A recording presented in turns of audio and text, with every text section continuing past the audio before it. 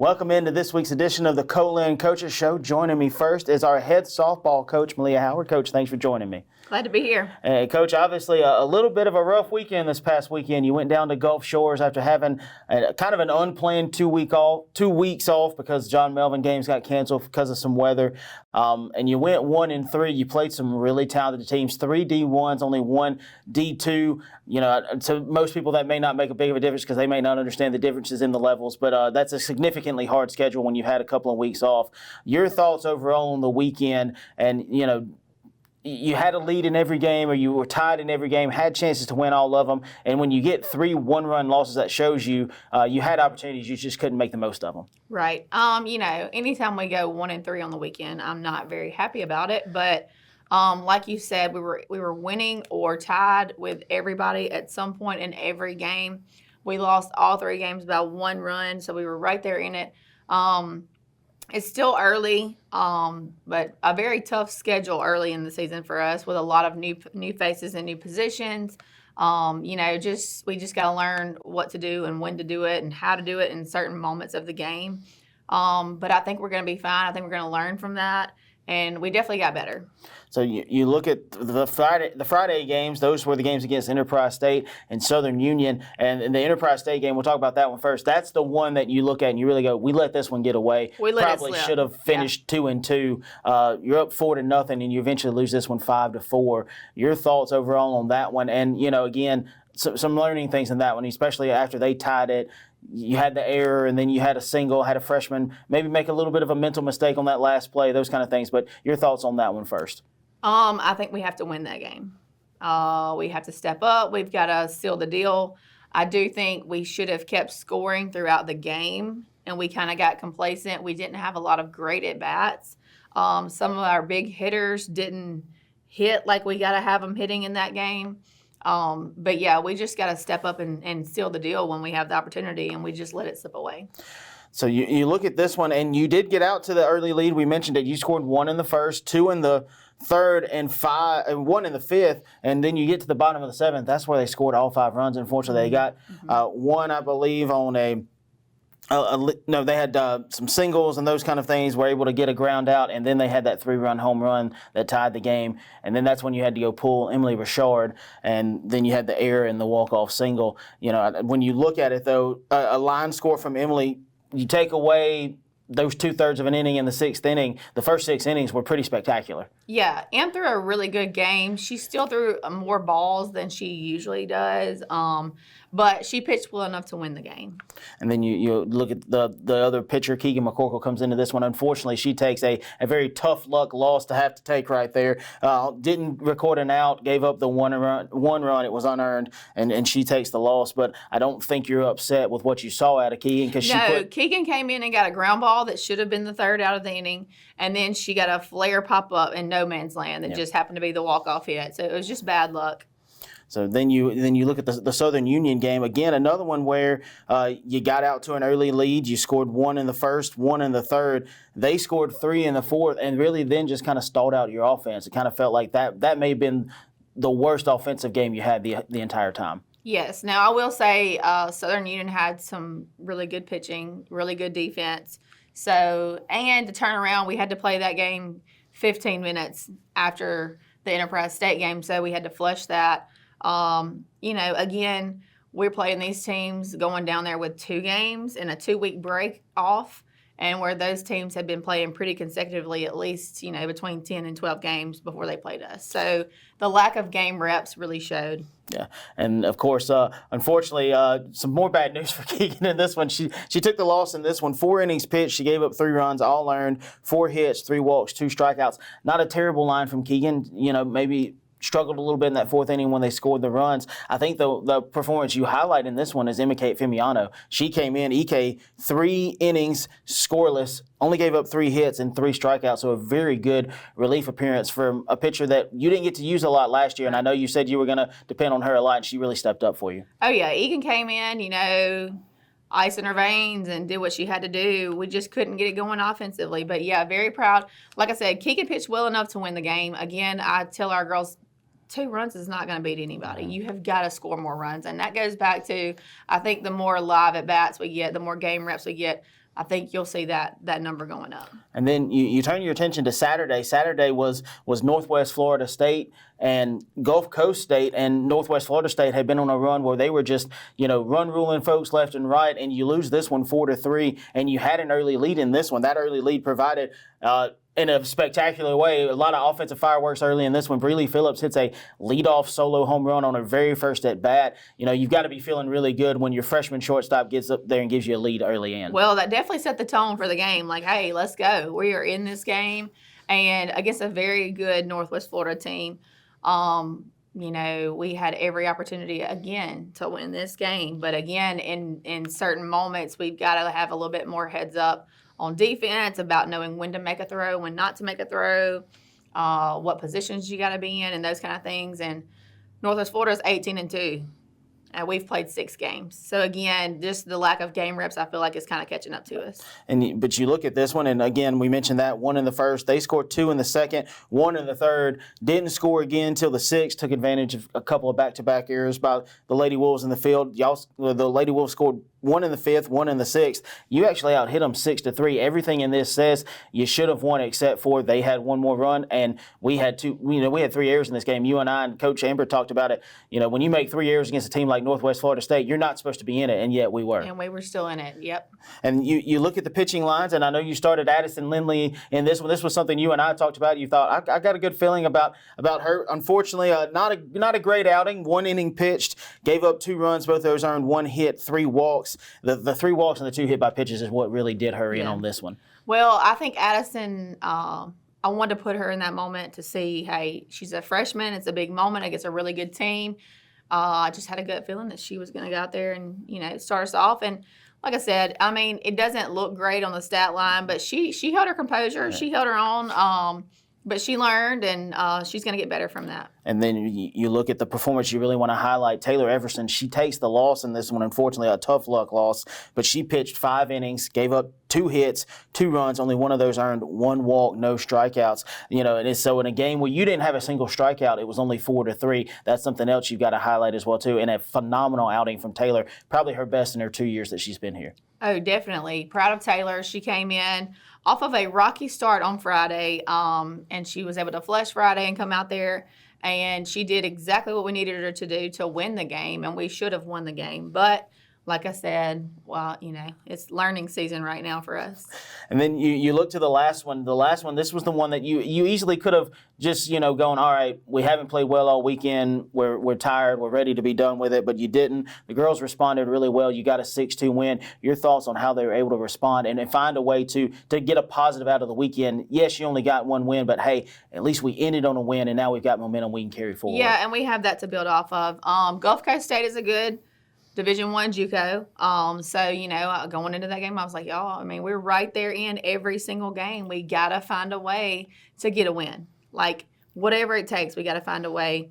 And we did. So I was proud of that. And this game got started off very similar to how the first game of the day against Northwest Florida did. You had a 2-run home run off a name that we have not talked a lot about, except for you were expecting a lot of big things out of her. Avery Williams came through in a big way for you on this one, and that's a great way to start it. It's someone that you're trusting in, and she's really paying off for you. Yeah, Avery can swing it now, and she's not going to get cheated on her swings either. So it was a no-doubter when it left her bat, and really proud of Avery for stepping up like we needed her to. And then you scored 1 in the 3rd, 1 in the 4th. They cut it down with their 2 runs in the 4th, made it 4-2. You responded with 2 runs in the 7th. That's where you get the 6-2. This one, Emily Richard comes out in this one, has a really good start. Doesn't get the win because she only went 3 innings, 3 hits, 2 runs. 1 of those earned 2 walks, 4 strikeouts. A very solid line for Emily. Keegan McCorkle got the win in this one. She took a couple of hard, tough luck losses. She gets the win in this one because she came out 4 innings, scoreless relief, 4 hits, 1 walk, 2 strikeouts. Very solid outing from your pitchers. Yeah, when Keegan comes in, she's gonna pound the zone. She's gonna spin the ball. She gets out, and even then, when Keegan came in, we still had a little bit of that Enterprise State game effect going on, where Keegan was getting us ground ball outs and we weren't making the plays. So, I think, like I said, the more game reps we get, the better we're gonna get. But this weekend didn't get any easier. So we turned our attention to this weekend, a weekend that just got a little bit significantly tougher for you because of some schedule changes. I imagine some travel hardships for some of the teams, maybe not being able to get down here. You're supposed to play some different teams, but now we know we're going to play Parkland and Coastal Alabama North this upcoming Friday, and then Kirkwood and LSU Eunice on Saturday as part of the Heinz JUCO Classic. Parkland and Kirkwood, two names that we're very familiar with. Kirkwood being the national runner-up last year while we were in the national tournament. Parkland, a team that we've got a little bit of some history with. The last 2 years they beat us in the regular season. We've gone over to the national tournament and eliminated them both years. So what are you expecting out of the Cobras? And then, of course, what are you expecting out of Coastal Alabama North on that first day? Parkland went in to the national tournament last year as the number 1 seed, and we went as the number 2 seed. So they're going to bring a good squad. Don't really know what they have returning this year yet. We weren't supposed to play them until last night, so I haven't done a whole lot of digging on them. But I expect them to be good. And then Coastal North, they're going to be, they've already played 12 games. So, again, they've had more game reps than us. So, they're going to be competitive.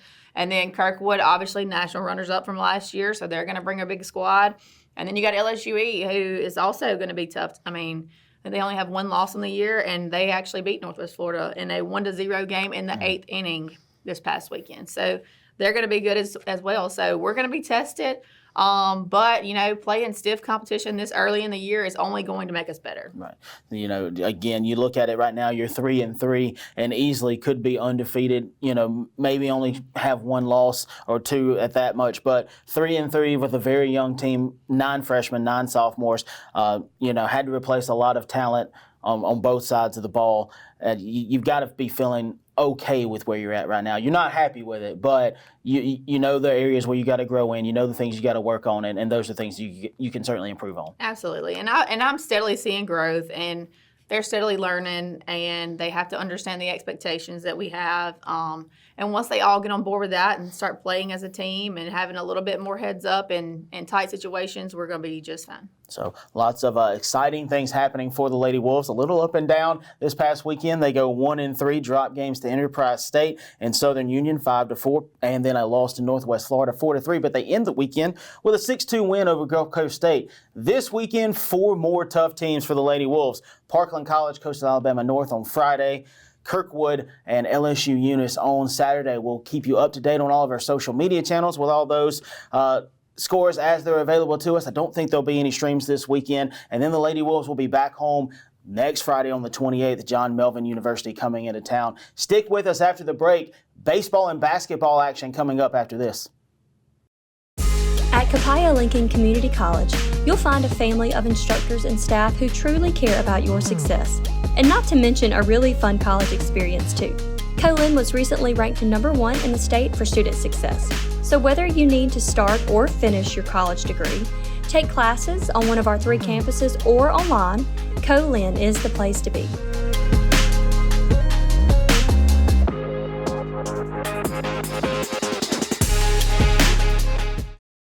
Thanks for sticking with us through the break. Up next is baseball, and joining me now is our head baseball coach, Adam Chamblee. Coach, thanks for joining me. Yeah, glad to be here. Coach, obviously a weekend where you went 3-3 in the last week since we talked to you. You went 3-3, had a couple of head-scratching losses in there, really few good wins. We'll go all the way back to the Southwest games. I hadn't talked to you since then. And this was a day where you split, and, we were just talking. You felt like with the pitching matchups you had, felt like you could have got a sweep. But 2 games that were very drastically different. You lost the first one 6-1. You rebounded and won by more than what you lost by. You won 7-1 in game 2. Your thoughts overall on that doubleheader and how the guys were able to show the ability to be able to rebound from a loss when they really could have packed it in and not won that second game? Yeah, it was kind of a tougher day to play, too, a little bit with the weather. Probably the coldest day we've had to play, not to, use as an excuse or anything, but we've kind of been spoiled with a lot of really warm days, and that was one of the colder ones. But Southwest threw one of their best guys, Richard, and he was really good, just threw strikes and made us earn everything, and we just hit balls right at people in that game. And, they swung the bat well, which Parker didn't have his best stuff that day. But they were able to make some things happen. But like you said, thankfully able to bounce back in game 2. And Jennings Kimbrell kind of the same way game one went for them. He threw strikes. He made them earn it. We made some plays behind him, and we're able to do some things offensively. So, yeah, I mean, if avoiding a sweep is always a big deal. So I was happy to see that for sure. You look at the box score from game one, they scored 2 in the first, 4 in the third, and then you scored 1 in the fifth. And, it says it was 6-1, but it felt like it was a lot closer than that because, like I said, and even you mentioned it, you put a lot of balls in play. Unfortunately, it was right at guys. So you gave yourself some chances, and if some of those could have got through, probably would have made it a lot different. You had 6 hits in this one. Caleb Brooks only one with 2 hits in this one. Donovan Moore, Gavin Bledsoe, Trey Davidson, and Reese Thomas all with a hit as well, too. Then you talked about it, the starting pitcher, Parker Ishii. Not as good as his start against Delgado. Only 2 2/3 in this one. 6 runs, 5 of those earned, 5 hits, 4 walks, 2 strikeouts. Carter Leggett came in. The rest of your guys didn't give up a run the rest of the time, so that's something that you can be proud of. But Carter Leggett came in, inning and a third, 1 hit, 2 walks, 1 strikeout. Darren Robbins, Lane Robertson, both with an inning pitched. Robertson with a walk and a strikeout to his credit. So your 3 relievers came in and did the job that you needed them to do in this one. Yeah. Yeah, always good to see there too. But, yeah, going back to, Parker just not having – and you're not going to have it every day, and just unfortunately was – one of those days for him, but obviously I know we'll talk about it here in a minute. He bounced back pretty strong, so we'll get to that. And then you look at game 2 in this one, and at 7-1, Southwest got ahead, got that 1 run in the bottom of the first. That was the only one. Really, I think the only inning that Jennings had any kind of struggle with was the first one. Once he locked in, it was kind of, here it is, good luck trying to get to it. You responded with 1 in the third, scored 4 in the fourth, and 2 in the sixth. That's how you get to 7-1. You had 6 hits in this one. Reese Thomas was your only multi-hit guy in this one. Avery Griffin, Gavin Bledsoe, Dylan Weston, Donovan Moore, all with hits. Gavin Bledsoe, pretty good day for him going back to the school he transferred from. And we mentioned it, Jennings, 6 innings, 6 hits, 1 run. It was earned, 2 walks, 5 strikeouts. Judson Griffin. Judd's a kid that, we talked earlier, that start that he had against St. Charles, not the greatest outing he's had. Everything since then has been really good for him. He's had some really good outings. 1 inning, scoreless, hitless, 1 walk, 1 strikeout. So a solid day for the pitchers in game 2. Yeah. Like I mentioned earlier, Jennings just making them earn it and not beating himself has really been the thing all year long, obviously for him, which we kind of knew that's what he was going to be able to do.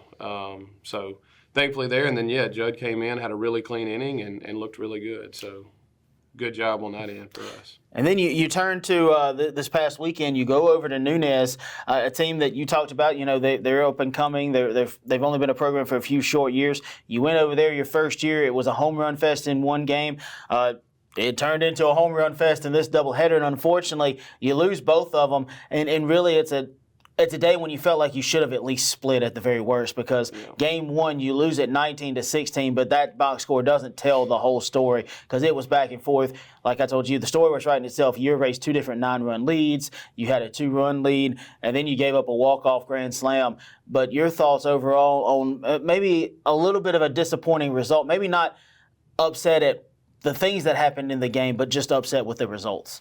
Yeah, I mean, obviously on paper – it doesn't look great, like you said. But, obviously we showed a ton of resiliency battling back in that first game. And, if anybody knows about the field we played at and that kind of thing, not to blame things on that, but it definitely has a different feel, being at a high school park and with college hitters and some good guys in our lineup. They had some guys that could really swing it. So, it just completely changes the game, and it's like I told our guys, that was, going down there, I guess I should have known what it was going to be with the short park and the wind blowing 20 miles an hour out and all that. But either way, I mean, the whole day we did not play great. The mound is still 60 feet, 6 inches away. None of that stuff changed, and I think we walked 22 guys on the day, and they walked 8. So, I mean, you go back to that, all of a sudden you walk a couple and you got a short park and they're 3 holes up and he gets into one, then, it's a 3 spot, So it definitely changes the game, but we just did not play great. And they're a scrappy bunch, and, I mean, credit to them. But I'm glad that they've got to come to our place and play us, and I think that way the game will be a little more true, you know. So, but yeah, I mean, a tough day for us. But it is what it is. So, and you look at this one. You got on the board first. 2-run home run from Trey Davidson. They responded with 3 in the first, 5 in the second, 3 in the fourth, 2 in the third, 1 in the fourth. Then you scored 2 in the fifth. They scored 2 in the fifth. 4 in the sixth for the Wolves, 1 in the sixth for them, and this is kind of where you made up the ground and got the lead. 3 in the seventh, 4 in the eighth. You took the lead in the eighth behind a big 2-run home run from Reese Thomas. He's been on a really hot tear lately. Talk more about that in a second. And then 1 in the ninth, and that's where you had the 2-run lead, and then they scored ultimately 5 in the ninth off that walk-off grand slam. A home run for Sam Cook as well, too. You had doubles in this one by Avery Griffin, Caleb Brooks, Donovan Moore, and Reese Thomas. You know, you look at this game, 15 hits spread out across the whole lineup. The only person who didn't get a hit in this one was Gavin Bledsoe. Gavin kind of struggled in this doubleheader. You know, I think he would even say that too. Yeah, it was a rough one for him. Reese Thomas led the way with 3. If there's good news from this doubleheader, though, it was the return of Tucker Jones. That's a big lineup changer for you. It looks like Reese and Tucker might be the best 1-2 combo in the league right now currently. You know, that those might shift around or those kind of things, but you know that those top 3 when you saw it the other day, when you got Reese, Tucker, Donovan going your top 3, that's a deadly first lineup, first 3 you got to get through. Yeah. And then, but you look at the pitching in this one. Lucas Harrington got the start. No decision for him in an inning and 2/3. 5 hits, 8 runs, 4 of those earned, 2 walks. Cohen Weinheifer comes in, 2 1/3, 2 hits, 3 runs, 1 earned, 3 walks, 3 strikeouts. Darren Robbins with an inning, had 3 hits, 2 runs, both of them earned, 1 strikeout. Cameron Patterson, 2/3 of an inning, 1 hit, 1 run. It was earned, 3 walks, 1 strikeout. Jacob Buffalo comes in. Ultimately, he takes the loss, even though he didn't give up the grand slam. The winning run was his, so that's why he gets the loss. 2 2/3 innings, 1 hit, 3 runs, all earned, 3 walks, 2 strikeouts. And Nash Sturdivant came in. He was the one who gave up the grand slam. He gave up 2 runs, both of them earned on a hit and a walk. And you know, you talked about it. There were 12 walks there against 7 strikeouts. The thing that hurts you the most, though, when you look at it, you and I talked about this. 19 runs, only 13 of them were earned. Yeah. So you gave away 6 runs. So even though, you needed 16, if you'd had the 16, you'd have won it if you don't give away the 6 runs. Yeah, and going back to the pitcher, you know, I know, like you said, Buffalo got the loss, but I thought he had the best outing, definitely in the first game, maybe the best outing of the day. Mm-hmm. I thought he just came in and did exactly what he was supposed to do. So I was really happy to see that. So then you look at game 2, and that one was 15-6, but again, you got the lead in this one. We talked about how much of a difference maker Tucker Jones was. He got a 2-run home run, and this one got you started. But you scored 3 in the first, 1 in the second, 2 in the third. Those were your 6 runs. That's when Nunez responded with 3 in the third, 3 in the fourth, 5 in the fifth, 4 in the sixth, and that's how you got to the 15-6. Again, a game where you had 13 hits. So on the day, you had 28 hits, lots of hits. Avery Griffin leading the way in this one with 3 hits, home runs from Reese Thomas and Tucker Jones. But you look at this and you look at that doubleheader and you go, it happened. We can't change it. It happened. You flush it and you move on. And I think you like the way the guys responded, which we're going to talk about next. Yeah, absolutely. Once again, just a tough day, tough place to play. You know, didn't and on top of that, did not play good. So, yeah, it's one of those days. It is what it is, and learn from it and move on. And then you go to this past Tuesday, a 7-inning doubleheader against Delta can cure a lot of what ails you, because you outscored them 27-2 in 14 innings. You won game 1 11-2 and game 2 16-0. Absolute dominant performances from both of your starting pitchers as well too. Your thoughts on how the guys were able to rebound and respond by getting swept with a big sweep? Yeah. Was obviously happy to see it, and especially, I kind of told them going to, we don't have to leave early a whole lot during the season, but, Saturday going to Nunez was an early trip, left campus early, played at a difficult park. Tuesday going to Mississippi Delta, had to leave early because of, this time of year and them not having lights and that kind of thing. So, kind of adversity in the last 4 games of it's not ideal, game time. It's maybe the field's a little wet, like all of that you could kind of get caught up in. It's cold, but our guys went and handled it, and I was obviously really happy to see that, especially coming off of Saturday's performance. Right. And you look at this one. In the first one, you scored 2 in the first, 3 in the third, 1 in the fourth, 2 in the fifth, 3 in the sixth, none in the seventh. They scored 1 in the sixth and seventh. And, again, a game where it was just absolute domination. You had 10 hits. Only guy in the starting lineup who didn't get a hit in this one was Dylan Wesson. Everybody else had at least 1 hit. Sam Cook was the only guy that had a multi-hit game in this one. Reese Thomas with his 3rd home run in as many games. Again, he's swinging a red-hot bat. Yeah, I talked to you and Coach Fless and Coach Sala yesterday at lunch. I said, I don't know how Reese didn't get Player of the Week this past week when he hit .571 with a double, triple, 2 home runs, 8 RBIs, runs score. I mean, he had a great week in those 4 that we just talked about, and he's carried that momentum on. Yeah. And a triple from Tucker Jones. It was really weird. I was doing the write-up on this one, and I said both games kind of started the same way. You scored 2 runs. Tucker led off the 3rd inning with a triple, then scored an RBI single the very next thing. I said, am I writing the same story twice here? I wasn't really sure for a moment, but a hit from Reese, Tucker, Donovan, Trey, Evan Holyfield, Avery Griffin, Owen Spooner got in that bat, and this one a pinch hit at bat and got a hit, and Gavin Bledsoe. And then again, we mentioned Jennings Kimbrell comes out, and he's dominant again. He's won all 4 of his starts so far. 5 innings pitched, 4 hits, no runs, 1 walk, 4 strikeouts. Darren Robbins, Cameron Patterson, both with an inning of relief. Both gave up an unearned run each. Robbins on 2 hits, Patterson with 1 hit and 2 strikeouts. So very dominant performance from your pitchers in this one. Yeah.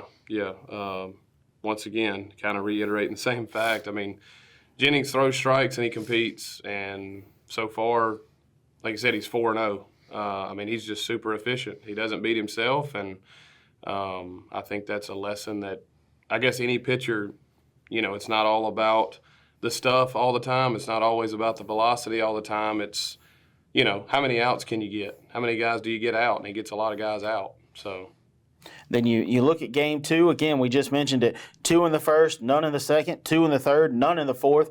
5 in the fifth, 1 in the sixth, and then 6 in the seventh. It was kind of like it was already 10-0 in the sixth. So what's 6 more runs going to matter at that point? No, but hey, it was fun to score 6 more. And then you look at this one. You had 15 hits in this one. Sam Cook and Tucker Jones both with 3 hits apiece. We talked about it. Sam had a big 3-run home run. Those were the last 3 runs. Y'all said he welcomed a pitcher into his college career by hitting one off the scoreboard. So. You had a good moment for him in that one. Reese Thomas with a couple of hits. He didn't get a home run in this one, so but still a really good day for Reese. Really good doubleheader. Trey Davison with a couple of hits as well. Donovan Moore, Caleb Brooks, Avery Griffin, Evan Holyfield, Bradley Hanlon making his first career start all with a hit. So everybody in the lineup got a hit for you in this one. That's always a good feeling as a coach when everybody can contribute. Yeah, and going to Hanlon, I thought his hit with 2 outs, bases loaded. I think it was 5-0 at the time. It was a 3-2 count, so obviously runners are in motion, pre-pitch.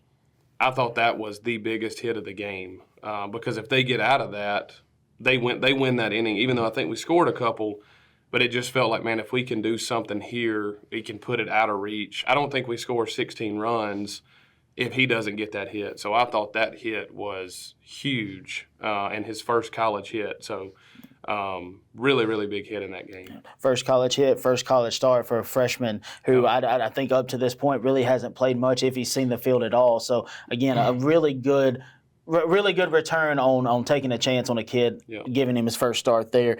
Parker Ishii gets this one, returned back to kind of that dominant form we saw against Delgado. 5 innings pitched, 1 hit, no runs, 1 walk, 5 strikeouts. Tanner Blackwell, Judson Griffin both come in, both scoreless and hitless relief. And really kind of the cherry on top of everything was that 7th inning by Judson Griffin. He strikes out the side and did it. I don't know that he gave up a ball during any of that, but that's a really good way to end a very dominant performance. Yeah, like you said, I mean, Ishii, just pitched his tail off. Everything looked good. Strikes with everything. Fastball looked like it was jumping out of his hand.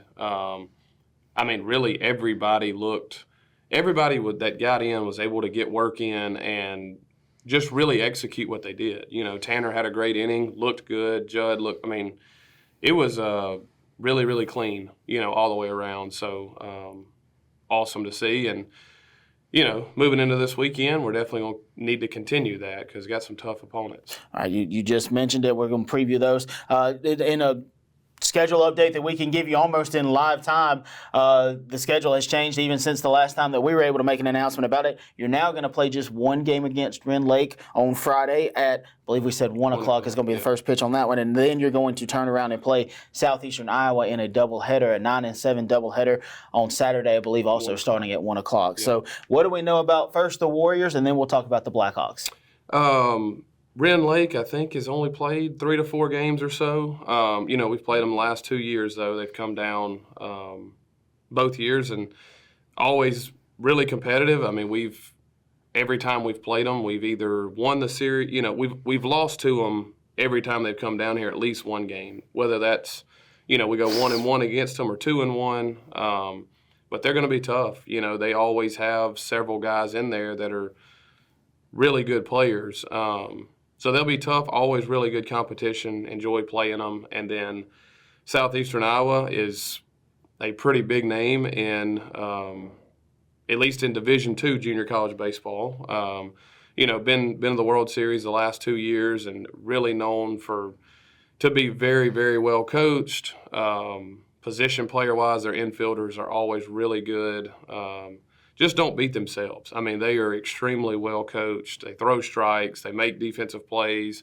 They can swing it. I mean, they just play a really sound version of baseball, which we all aim to, but they just do a really good job of it, So a great test for us to see if, we like where we are, but it's going to be a great test to see are we really what we think we are, So I'm definitely excited about it. So lots of good happening for the Wolves baseball team. A couple of tough opponents coming into Sullivan Field to come play at Weston here this weekend. Again, the Wolves go 3-3 over their last 6, split with Southwest, drop 2 to Nunez, sweep the Trojans, and then they will play Rend Lake this Friday at 1 o'clock, and then a doubleheader against Southeastern Iowa Saturday starting at 1. So come on out to the ballpark. If you can't make it, we'll be providing updates on streams as we can. And then, of course, we'll talk to Coach Chamblee after all of those and then preview some upcoming matches as well, too. Wolves off to the best 15-game mark since the 2020 COVID shortened season. So lots of exciting things happening for Wolves baseball. We're very excited about how everything's starting and wrapping up kind of the non-conference schedule before we hit conference play in a couple of weeks. So stick with us. After the break, we're all about basketball, women's basketball first, and then the men will talk about all of their previous matchups from past week, and then look forward to 2 of their final 4 upcoming matches. This year, the Co-Lin Foundation celebrated raising more than $1 million in support of the college. Those funds help provide scholarships for students, professional development opportunities for faculty and staff, support for athletics, technology and campus upgrades, and more. When you give to the foundation, you're making an immediate impact on Co-Lin students, faculty, and staff. Join us as we back the pack by giving today. Welcome back in. Thanks for sticking with us through the break. And as promised, our women's head basketball coach, Dr. Britta Stephens, now joining me. Coach, thanks for joining me. Thank you. And Coach, obviously a week where you went 1-1, had a chance to win the game, or could have had a chance to win that game against Kahoma. We'll talk about that one first. One that you lost 66-58. Your thoughts overall? I know talking to you before all this, probably not the best effort that you've given all. I won't call it the worst effort you've given all season, right. But that was the one thing that you felt like. You mentioned it. It felt way wider than what the scoring gap says it was. Yeah, that game was very disappointing for us. I felt like we came out really flat. The scoring gap was only 8 or 10, but I felt like it was 20 or 30. I felt like they played, 20 or 30 points better than we did from the tip to the end of the game. And after the game, I told him, I said, we played 2 really good quarters of basketball, but you can't play 2 really good quarters of basketball and win the game. And that's what we did. We came out so flat. We turned it over in the first 3 or 4 minutes of the game. We had more turnovers than we did shot attempts at the basket. I mean, I'm not one to burn my timeouts early, and I had to burn a timeout a minute and a half into the game because we were turning it over so poorly. So I was a little disappointed with the start, especially. I did think toward the end of the game we came back and we showed a lot of fight.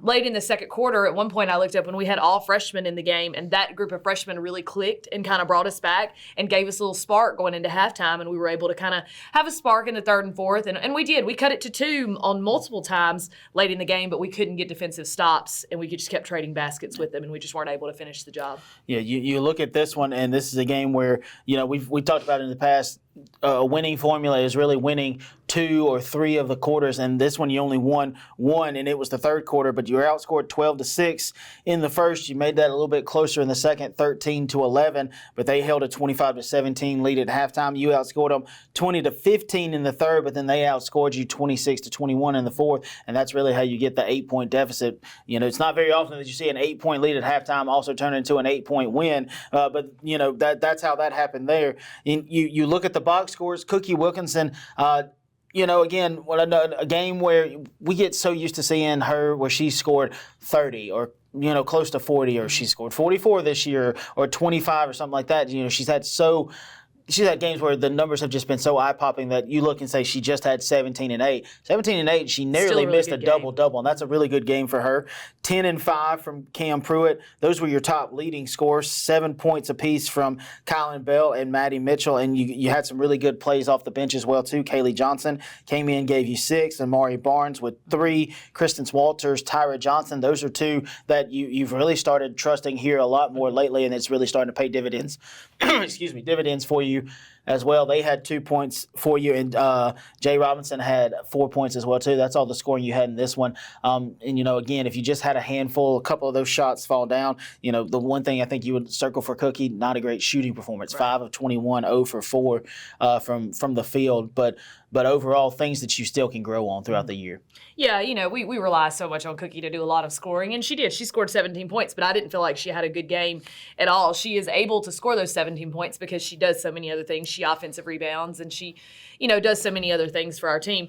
Again, I didn't think she had a great game. I didn't think Cam Pruitt, who scored a double figures, I didn't think she had a very good game either. I thought a lot of our bench players came in and had a good game in this one. I thought Amari Barnes and Kaylee Johnson were really big sparks off the bench. I thought Tyra Johnson was good. I thought Kristen Walters was really good in this game. In fact, looking back, when I went back and looked at the game, I questioned myself and went, why didn't you put her in a little bit earlier in the game? It's something I wish I would have done, because she had a good matchup. Height-wise and size-wise, their big really hurt us. We didn't do a very good job on the boards, and we didn't do a good job of defending. I mean, there were a lot of holes for us. There were some bright spots, but there were a lot of holes for us in this game. That was a tough week for us. That week, we had Pearl River at home on Monday. I break everything up into weeks, and we talk about going 2-0 in a week. And so we had Pearl River at home on that Monday, who is a really good team, who is the best team in our conference by far. And then Kahoma right now is the second-place team in our conference. I think they're a good team. I don't think they're an unbeatable team. Going back, we should have won that game. We had chances to win that game. And so that's encouraging in the fact that we should have won that game when we could, but it was also disappointing in the fact that we went out and we played so flat. But it's like I told them after that game, I said, look, this week, these 2 games, if we could have won those would have been lanyard. Those would have been an extra, and they would have been a star, and they would have given us tiebreakers and all those things. But it didn't really hurt us. Every loss hurts, but those 2 losses didn't hurt us like the East Mississippi loss or like the Holmes loss, because these 2 teams are way ahead of us anyway. Right now, where we are sitting in the standings, we can't afford to lose to anybody behind us. And that's why, yes, we wanted to win those and we wanted to give our best effort, but the loss to those just didn't hurt quite as much as those earlier losses did hurt us. And then you look to this past Monday, this is a game where you go, statistically, we didn't play well, but somehow we found a way to come out with the win.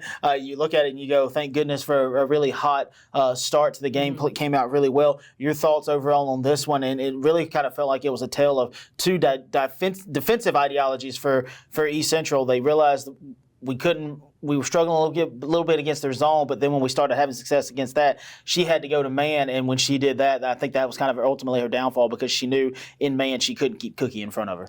Yeah, again, and I talk about weeks. This week we have East Central and Hines, so we told our team at the beginning of the week, these are 2 must-win games. If we're going to stay in playoff contention, they're 2 must-win games, because both of these teams are not only behind us in the standings, but they're pretty far behind us in the standings. So we knew that on Monday we had to go in and take care of business, and we jumped out to a hot start. We've done that in several games this season. We'll jump out to a really big start, and I think sometimes we look at the score at the end of the quarter and go, okay, well, we're way ahead. We're going to win the game. And it's not like that in college. In high school basketball, if you get ahead 20 points, most of the time you're going to win the game.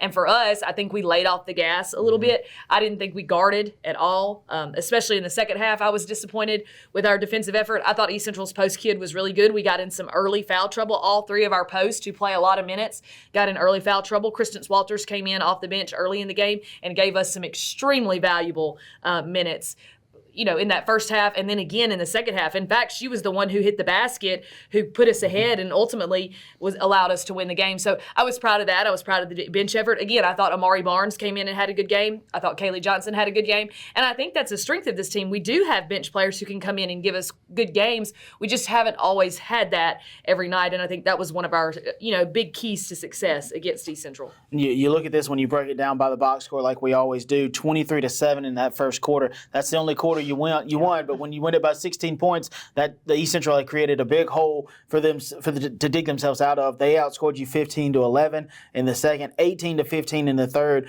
and 15-9 in the fourth. I think you're talking about the 20-point lead not being much. I think I heard you say that to the team one time during one of the timeouts. You said, "Hey, we're up by 20 points. That's nothing because it's so early in the game." Now, had it been 20 points with 5 minutes to go in the fourth quarter, that's a different story. But it kind of felt like you said, maybe just took your foot off the gas a little bit.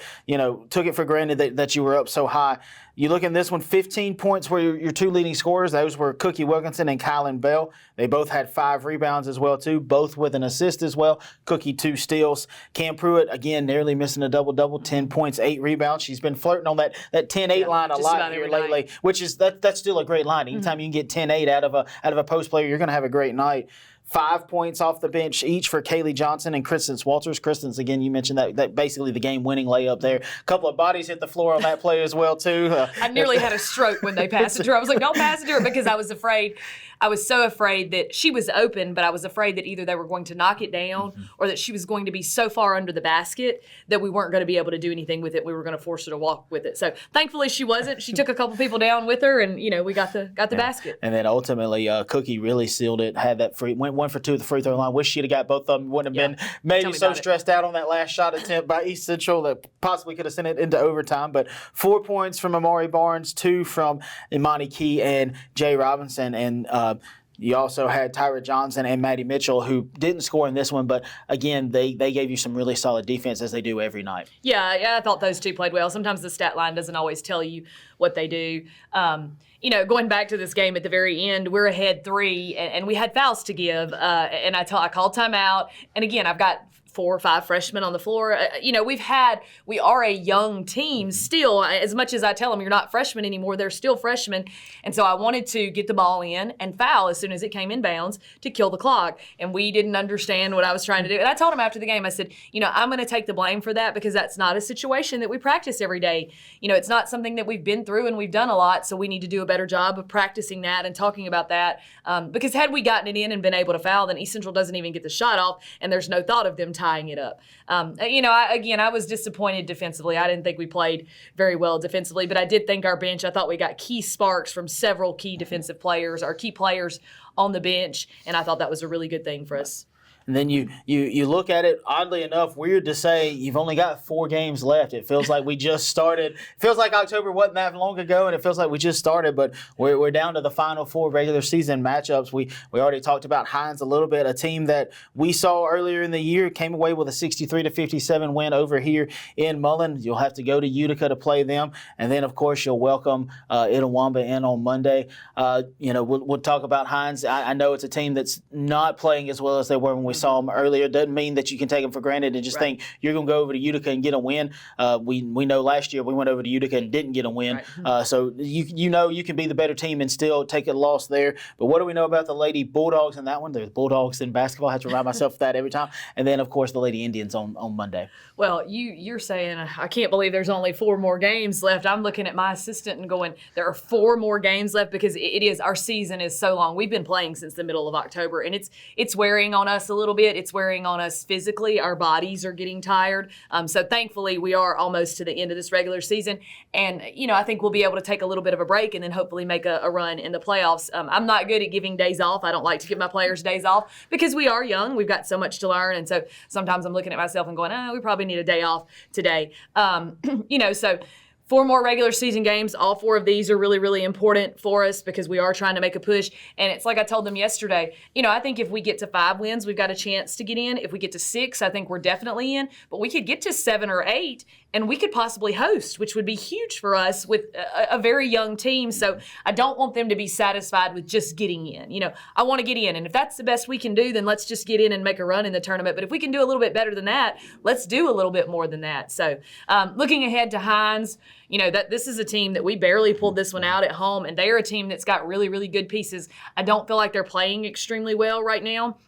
I think they're much better than their conference record says. I think East Central was much better than their conference record said. I told our team before we went to Jones, I said, this team is much better than their conference record said, and it kind of proved that. So, Hines took Gulf Coast to overtime at their place. Honestly, Hines had the game won and should have won it at Gulf Coast. And Gulf Coast is one of the better teams in our league. They played Meridian to 4-5. They played Northwest to 4-5. So just going on the road and going into anybody's gym is difficult. Utica is a place where, first of all, our kids don't know where Utica's at. There's nothing there. There won't be a great crowd. It'll just be a unique environment because it is in a place that they don't know, kind of like Kahoma, kind of like Clarksdale. They didn't know where that's at, and they've never been there. So that'll be a challenge in itself. But if we will play well, if we will guard and rebound, the points will take care of themselves. And so that's a big deal for me is let's guard and rebound. Those 2 things we've got to continue to get better on because those 2 things win games. Looking ahead to Hines, to Itawamba, I don't know anything about them. I know early in the year in October, way back in October, I feel like when I saw them at a scrimmage, I watched them and I went, man, they are really good.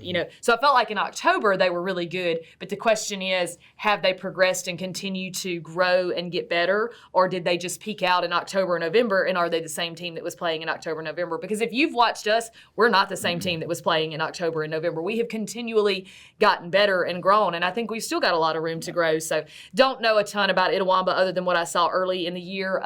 They're not a team that's been in the sequence with us, so I haven't watched a lot of film on them yet. We're going to try to go to Hines and win on Thursday night, and then I'll look ahead to Itawamba. So again, we talk about 4 games left, 4 really critical games. You could finish anywhere with 5, 6, 7, possibly even 8 wins if you get on a little hot streak here and finish out the season really hot going into the region tournament. And with as up and down as it's been during conference season, the conference part of the season, you've got to feel good where your team's sitting at right now, knowing you've given yourself a chance to get in there. You've given yourself that fighter's chance, and that's all you can ask for right now. Yeah, I'm happy with where we are. I very much wish that we could have gotten one of those early losses back at Northwest, at Jones, at East Mississippi, or here at home against Holmes. If we could have one of those back. And look, I really wish we could have 2 or 3 of those back, but if we could just get one of those back, we're in an even better spot than where we are right now. We're in a good place right now, and we're fortunate if we get in a tiebreaker with some teams that we're running with, like Southwest, like Holmes, like Northwest. If we end up in a tiebreaker with those teams, we're going to be okay because we beat Northeast and Delta, who are both ahead of all of us in the standings. So that's, kind of a feather in our hat. But I would like to just win the last 4 and not even have to worry about tiebreakers because that stuff stresses me out. The league doesn't always break ties the same way. Sometimes they interpret those rules a little differently than I read them and I interpret them, and that stresses me out when it gets into somebody's hands. I don't like other people to – I want us to take care of our business instead of having to rely on someone else to help us. So lots of exciting things happening for the Lady Wolves. Again, a week where they go 1-1, drop one on the road to Kahoma 66-58, pick up a home win against East Central 58-55. They'll go on the road to Utica, face off against the Lady Bulldogs of Hines. Again, Bulldogs in basketball. And then they'll return home, face off against the Lady Indians of Itawamba. 5:30 p.m. tip-offs for both of those. You can't make it to either spot. We'll have the live stream links for you as they're available, and we'll give you score updates as we can as well, too.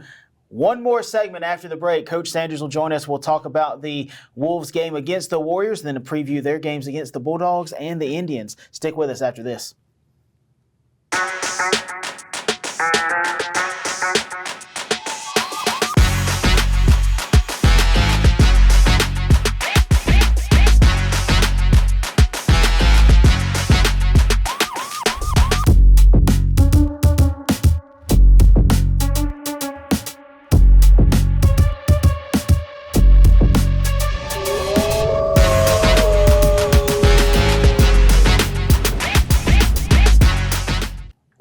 back in. Our final segment of the day. Joining me is our men's assistant coach, Aaron McIntyre. Hey, Mac, thanks for joining us. Thanks for having me. And Coach, obviously a week where, you didn't play against Kahoma. They had to forfeit that game because of an altercation with Northwest prior. We talked with Coach Sanders about that one. And unfortunately, you go 0-1 since the last time we talked to men's basketball in a game that was 89-73 against East Central, and a game where I don't know that the final score really shows how close it was for most of it. East Central really pulled away kind of late, got some turnovers, some quick baskets there. But your thoughts overall on how the guys played, and again, a game that felt like it was closer than that 16-point margin. Yeah, we got off to a decent start. They pulled away at the end of the first half. I don't think we ever recovered. We got hit in the mouth at the beginning of the second half, and they ended up pulling away, getting a big win. We just didn't protect the ball. And you look at the box score, and as you mentioned it, they outscored you 40-34, but that didn't happen until really late in that first half. They went on I think it was like an 8-2 run to take that 40-34 lead. You had the lead for the majority of the first half, and even in the second half, you came back out and cut the lead down to 1 point. You had a chance to take the lead. May have taken it, kind of went back and forth a little bit there, but it never felt like it was never one of those things where you felt like you could just hold that lead. It just kind of felt like they were just hanging around. Even if you did get a 2 or 3 point lead, they were still hanging around, still chipping away. And as we mentioned, late again, they had another really late run and really had another shot fall kind of at the last second there, and that's what really made it 89-73. And you look at the box score, and they had 5 guys in double figures, including a couple off the bench. But you look at our guys, and this is a game where Devin flirted with a triple double. He's had a couple of these a couple of times now where he's just come a couple of things away from getting a double double or a triple double. 34 points out of Devin, 8 rebounds, 7 assists, 2 steals. Dakota had 18 points, 5 rebounds. You really felt like one of the highlights for you was Zach Thompson in the first start he's made all year. 5 points, but 10 rebounds from the freshman. He was bouncing all over the place, hustling after balls, hitting the deck. I feel like that's something that you can take and really use forward. Yeah, his athleticism is going to pay dividends for us moving forward. His confidence is higher now than it's ever been, so we figured we could put him in the starting lineup and he would do good. He had 9 rebounds in the first half and he got tired, so we'll live with 10. You also look at it, JJ with 7, Keyshawn and CJ with 3, a point for Brick and Kugwa, and then 2 for Prince Ojukwu. So your supporting staff, your bench guys, didn't really give you what you needed out of those guys. You kind of need more than just 34. You need more than 52 of your points to come from just Devin and Dakota. You really need those other guys to kind of come along, and if they will, you'll give your chance at winning kind of those last 4. And we'll preview those as we mentioned with Coach Stephens. You've only got 4 left. It doesn't feel like you should only have 4 left. It doesn't feel like the season is already near the end, but you do. We got the Bulldogs at Utica on this upcoming Thursday, and then we got the Indians of Itawamba team that's up there near the top. They've had a really good year. What do you know about both those teams, and what are you looking forward to out of the Bulldogs when we go to Utica on Thursday? Hines is probably the most athletic team in the conference, so we're going to have to combat that by playing low and playing their legs. Giving them some good pump fakes, getting to the free throw line. We're going to have to protect the ball, make shots. And when we do that, we're going to be in any game. But Itawamba is also very athletic, very tall, lengthy team. They like to run a half-court 1-3-1.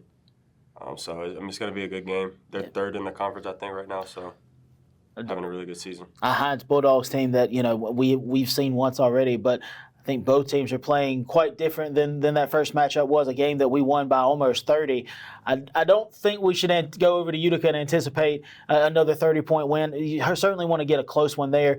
And you look at it and you go, right now from a coach's aspect, you're 2-8 in conference play.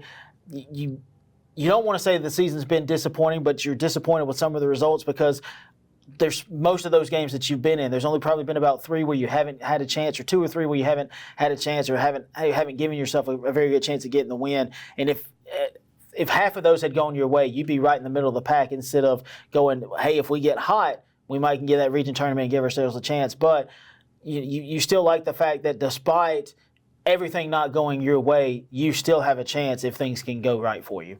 Yeah, for sure. And a few bounces of a different way, and a few mistakes that are fixed, then I mean, we're sitting 8-2 right now. So it is what it is. Yeah, it's Gotta move forward. just a sign of, unfortunately, having a young team when you're playing so many freshmen and you're only starting maybe one sophomore, and you know, as we mentioned, you know, Cortelia Scott not playing, you know, getting hurt this year. That is factored into a lot of things, but you can't just say that. You know, you look at it and go, yeah, we have a young team, and you know, the future is bright for next year, and you just kind of have to get through this year and accept that it is what it is this year, and you know, knowing that you circle several games. You look at the Jones game, you look at the Northwest game, the Holmes game, the Southwest game. Those are 3 games you lost in overtime. Those are 3 games that you had leads in.